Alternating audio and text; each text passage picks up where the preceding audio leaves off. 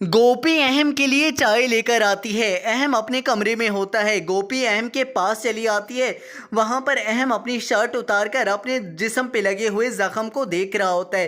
तभी गोपी भागते हुए अहम के पास आती है और कहती है कि क्या हुआ अहम जी, आप शर्ट क्यों उतारे हैं। तभी अहम गोपी को बताता है कि मुझे बहुत गहरा जख्म लगा है गोपी, मैं उस पर मरहम लगाना चाहता हूँ। गोपी कहती है क्या आप चाय पीजिए अहम जी, मैं आपके जख्म पर मरहम लगाती हूँ।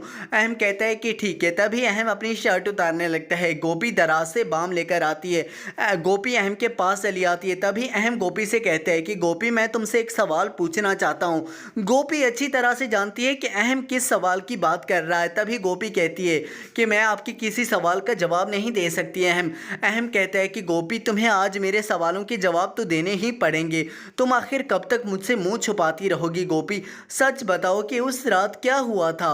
मेरी तो कुछ समझ में नहीं आ रहा। तुम माँ बनने वाली हो लेकिन मुझे तो ऐसी कोई बात याद नहीं आ रही जब हम दोनों इतने ज़्यादा करीब आ रहे हों और तुम माँ बनने वाली हो। तभी गोपी अहम से कहती है कि अहम जी याद करने की कोशिश कीजिए, आपको सब कुछ याद आने लगेगा। फिर गोपी अहम की जिस्म पर मरहम लगाने लगती है। फिर अहम याद करने की कोशिश करता है और अहम को होली का दिन याद आने लगता है, जब वो होली के दिन गोपी के करीब आने की कोशिश करता रहा और गोपी के साथ मस्ती करता रहा। तभी अहम को याद आता है कि वो होली का दिन था। अहम गोपी की आंखों में देखने लगता है और गोपी से पूछता है कि गोपी सच बताओ क्या वो होली का दिन था, क्या होली के दिन हम लोग इतने करीब आए थे कि इस तरह से हो गया। गोपी रोने लगती है और कहती है कि हाँ अहम जी वो होली का दिन था।